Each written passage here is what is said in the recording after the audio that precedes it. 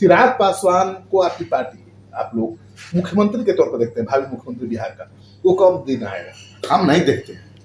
ये मैं दावे के साथ कहता हूं, क्योंकि प्रदेश के संगठन का मैं हेड हूं और मैंने उनके साथ और अकेले में भी हर जिले में, हर प्रखंड लेवल तक मैंने गया और मैंने देखा है किसी भी जाति का लोग, अगड़ा, पिछड़ा, दलित, महादलित, अति पिछड़ा, इवन की अल्पसंख्यक समाज के लोग उनमें अपना भविष्य देखते हैं। ये हमारे लिए खुशनसीबी है साहब।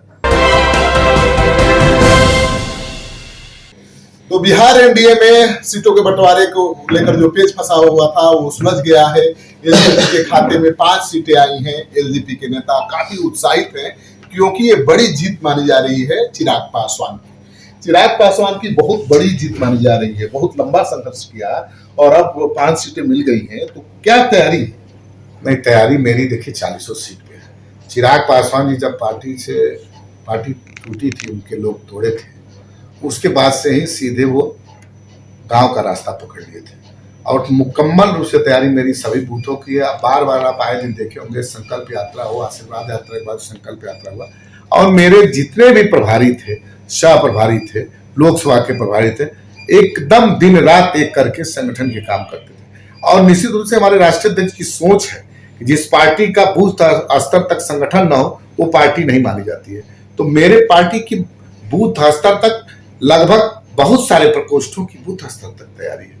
ये मेरे लिए सौभाग्य की बात है और मेरे नेता इससे खुश रहते हैं और इसी पर निरंतरता में वो काम देखते हैं। चाचा को तो बीजेपी ने एकदम पैदल कर दिया और वो कह रहे हैं कि फिर भी एनडीए के साथ रहेंगे। उनके रहने से फायदा क्या है? नहीं, स्वागत है भाई। अगर एनडीए के साथ है तो उनका हम स्वागत करते हैं। हम लोग के गार्जियन हैं, हम उनको आपके माध्यम से प्रणाम करते हैं।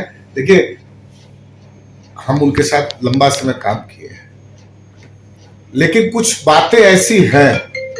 हमारे नेता जब जिंदा थे, संस्थापक स्वर्गीय रामविलास पासवान जी, तो बोलते थे पार्टी माँ है और वो बोलते, उसमें भी बोले थे हमसे कि लंबा राजनीति अगर करना है तो दीपू के साथ, दीपू हमारे नेता का घर का नाम है, दीपू के साथ रहिएगा। और मतलब हम उनका पुकार नाम वही लेते हैं। हमारे राष्ट्रीय अध्यक्ष के साथ जो काम करने का हमको मौका मिला, उनकी जो काम करने की शैली है, उनकी जो मतलब सोच है बिहार के प्रति और जो उनका समर्पण है, और हम देखते हैं वो चिंता सत्ता सुख का कभी नहीं करते हैं। वो हमेशा बिहार कैसे आगे बढ़े, बिहार के बेरोजगार कैसे आगे बढ़े, रोजगार पावे, कैसे बिहार उन्नत हो, कैसे बिहार सर्वश्रेष्ठ हो, इसकी चिंता करते हैं। लेकिन तिवारी जी, आपकी पार्टी बाहुबलियों की पार्टी मानी जाती थी, जैसे सुरजान थे, रामा सिंह थे, उनको भाव नहीं देते थे चिराग पासवान और इसलिए उनको छोड़ के जाना पड़ा। चिराग पासवान का एकदम अलग लाइन है। देखिए, हम इस पे नहीं जाना चाहते हैं, क्या था क्या नहीं था। हमारे नेता, मैं ये जानता हूँ वो सबको लेके चलने वाले हैं और उनकी सोच बिहार के प्रति है। बिहार में अब हम आपको बताए ही हैं, तो उनकी सोच ही कुछ अलग है। कैसे जो गरीब है, किसी भी जाति मजहब का हो, तो जाति पाति को तोड़ने वाले हमारे नेता हैं। जात पात को देखिए, जात पात में क्या मिला है बिहार को? बिहार का सबसे पीछे जाना जाति पाति हमारे समस्या, हमारे नेता की समस्या है। कांग्रेस की सीट चली गई, अब तो सुरभान सिंह के भाई चंदन सिंह जो नवादा से सांसद है, उनकी भी सीट चली गई। मैं किसी का नाम लेना नहीं चाहता हूँ। देखिए, हमारा दल है, हम अपने नेता के निर्देशों पे चलने वाले लोग हैं। किसकी सीट गई, किसकी सीट गई, मैं उसमें आपका उम्मीदवार होगा ना नवादा से? भाई स्वाभाविक मेरा उम्मीदवार होगा, क्यों नहीं होगा? जितनी भी सीटें मिलेंगी हमारे नेता तय करेंगे वहां उम्मीदवार। ये नहीं होगा जो भाग गए, संकट में छोड़ गए, वो फिर आ जाए। अब कैसे होगा ये कैसे होगा? ये सवाल, हमारे नेता की सोच ही ऐसी नहीं है। और नेता सोचेंगे, ये मैं नहीं बोल सकता हूं कि क्या होगा नहीं होगा। ये नेता और पार्लियामेंट्री बोर्ड हमारी राष्ट्रीय जो बैठेगी, उसमें मोहर लगेगी कि कौन हमारे प्रत्याशी होंगे।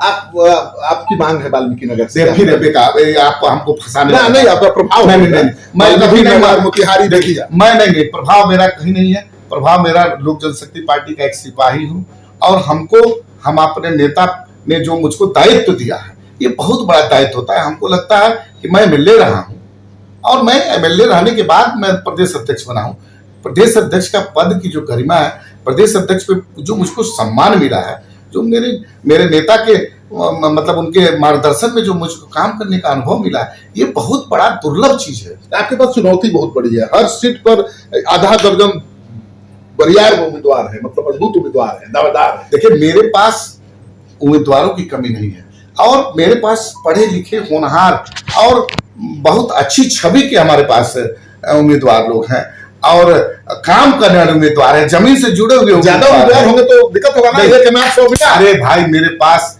चिराग पासवान का भविष्य है। चिराग पासवान कोई कहीं एडजस्ट होगा, कोई कहीं एडजस्ट होगा, विधानसभा है, एमएलसी है, अरे आने तो दीजिए, आने वाला समय आपको बताएगा। देखिए, किसी को निराश होने के, हमारे यहाँ कार्यकर्ता, हमारे जो नेता निराश होने वाले लोग नहीं है। एक जान लीजिए, हम बड़े बुरा दौर हमने देखा है अपने नेता के नेतृत्व में और हम लोग बुरे दौर से गुजरे। हमारे नेता ने कितना तपस्या किया, कितना मेहनत किया, इसी बुरे दौर में नेता बना दिया आपके नेता को। हमारे नेता ने हमारे नेता को हमारे नेता थे, हमारे नेता हैं और रहेंगे। हमारे नेता ने दर्जनों को नेता बना दिया, संघर्ष करके ही नेता बने। तो ठीक है, तो पासवान के बेटे होकर नेता नहीं बन सकते थे। ये आज पासवान के नेता है, संघर्ष किया। ये तो आपने माना ना। कुछ लोग आरोप प्रत्यारोप लगाते थे, तो इसको तो उन्होंने खारिज करा ना, अपने काम से, अपने मेहनत से, अपने परिश्रम से, अपनी सोच से, अपने उससे। तो ये तो हमारे लिए खुश नसीबी है। देखिए, हमारे संस्थापक का बेदाग करियर रहा है और हमारे संस्थापक बजाते ट्रेनिंग देते थे। उनकी बात, उनके पास बैठने पे हम लोग को बहुत कुछ सीखने का सौभाग्य, मैं उसमें से हूं कि हमको स्वर्गीय रामविलास पासवान पद्म भूषण जी से सीखने का सौभाग्य प्राप्त हुआ है। मैं आपको बता रहा हूं, हमारी माता जी जो है, चिराग पासवान की माता जी, वो राजनीति में रुचि नहीं रखती है, लेकिन उनके पास बैठने में उनसे भी सीखने को मौका मिलता है, कैसे परिवार चला जाता है, कैसे पार्टी के नेताओं के प्रति उनकी क्या सोच है। मैंने बताया ना आपको, मैं बताया कि उनके पास एक बार मैंने इस चीज के लिए गया तो बोला उन्होंने कि नहीं बेटा, पहले कोई कुछ चीज आएगा तो पार्टी के जो संघर्ष के दिनों के हमारे लोग हैं उनको पहले मिलना चाहिए। तो ये मेरा नेता के मतलब सोच का है। तो आप सुन रहे थे राजू तिवारी को, ये कह रहे हैं कि इनके नेता का विजन बहुत लंबा है। एक सवाल, आखिरी सवाल है, इनसे पूछूंगा मैं। चिराग पासवान को आपकी पार्टी, आप लोग मुख्यमंत्री के तौर पर देखते हैं, भावी मुख्यमंत्री बिहार का, वो कब दिन आएगा? हम नहीं देखते, ये मैं दावे के साथ कहता हूं, क्योंकि प्रदेश के संगठन का मैं हेड हूं और मैंने उनके साथ और अकेले में भी हर जिले में, हर प्रखंड लेवल तक मैंने गया और मैंने देखा है किसी भी जाति का लोग, अगर आप पिछड़ा, दलित, महादलित, अति पिछड़ा, इवन की अल्पसंख्यक समाज के लोग, उनमें अपना भविष्य देखते हैं। ये हमारे लिए खुशनसीबी है साहब। कब तक मुख्यमंत्री की कुर्सी आएगी? आएगी, संघर्ष से ही आता है और आएगी। मेरे नेता ने संघर्ष का रास्ता चुना है और आएगा। उम्मीद आप रखे हुए हैं कि मुख्यमंत्री कुर्सी तक चिराग बोल? अरे बाप, क्यों नहीं उम्मीद रखेंगे भाई? नेता की मेरे सोच, उम्मीद है, एकदम उम्मीद है। उम्मीद नहीं, हमको विश्वास है पूरी तरह से। मैं मतलब कॉन्फिडेंस है कि मेरे नेता नेतृत्व करेंगे बिहार का। तो राजू तिवारी की बातों से लगता है कि एक दलित को बिहार का मुख्यमंत्री बनने का मौका मिलेगा, वो दिन बहुत दूर नहीं है। चिराग पासवान बहुत मजबूती के साथ उभर कर सामने आए हैं। माना जा रहा था कि पार्टी टूटने के बाद चिराग पासवान का खेल खत्म है, क्योंकि रामविलास पासवान ने जिस पार्टी को बनाया था उसे उनके भाई पशुपति पारस ने तोड़ दिया, चिराग पासवान को सड़क बना दिया। लेकिन संघर्ष करके चिराग पासवान यहाँ तक पहुंचे हैं और उनकी पार्टी का हौसला बुलंद है। अब चिराग पासवान को भावी मुख्यमंत्री के रूप में पार्टी देख रही है।